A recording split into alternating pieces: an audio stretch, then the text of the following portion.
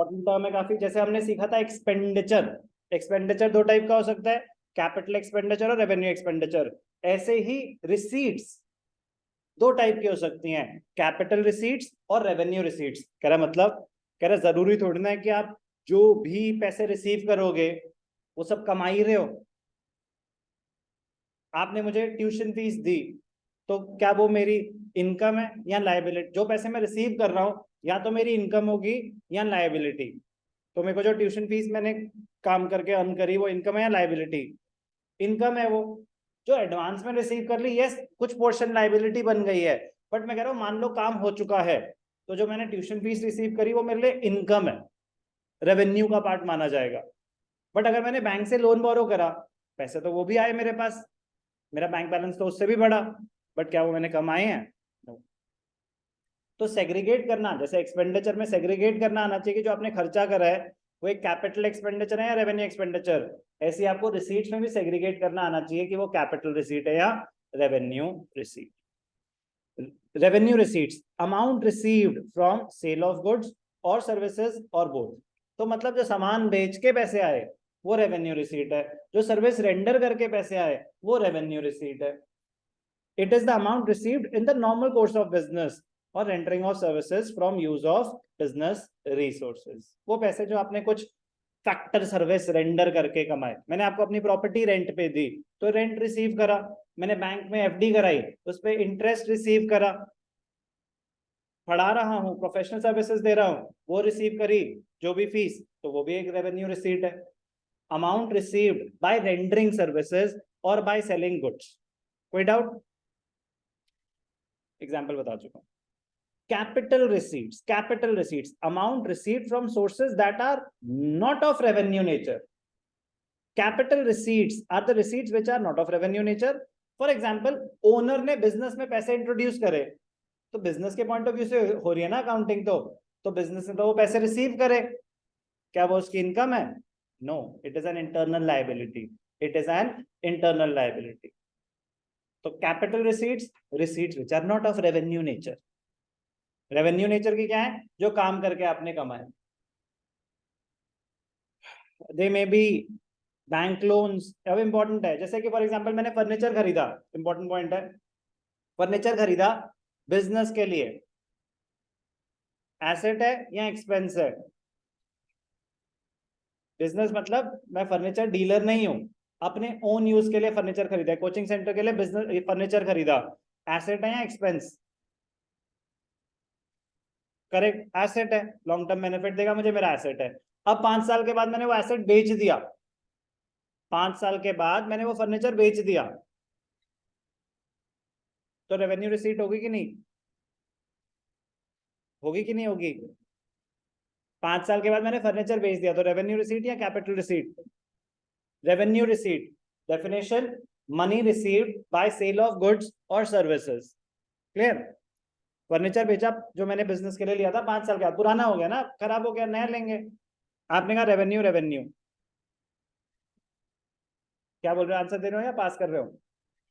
Capital, no idea. Capital, capital, capital, revenue, not sure. Capital, revenue, capital, capital, revenue, revenue, capital, 50-50। चलो वापस से revenue receipts की definition सुनते हैं। Money received from sale of goods और services. What are goods? Ishika, starting बिल्कुल सही है। फिजिकल, हाँ बीच में एक वर्ड, 2 वर्ड और है, फिजिकल और ट्रेड तो है। ऐसे भयंकर रट्टे मत मारो प्लीज, हाथ जुड़वा लो। Physical items of trade, physical items of trade, बिल्कुल सही आंसर दिया आपने, very good. Physical items of trade, इसका मतलब क्या होता है? इसका मतलब जिस चीज में आप डील करते हो, इसका मतलब जिस चीज में आप डील करते हो उसको बेच के जो पैसे आए वो रेवेन्यू रिसीट है। जो आपका main normal course of business समझते हो, डे टू डे एक्टिविटी जिसका आप बिजनेस कर रहे हो, वो करके जो पैसे आए और कोई सर्विस रेंडर करके पैसे आए तो वो रेवेन्यू रिसीट है। फर्नीचर बेचना मेरा काम है क्या? नो।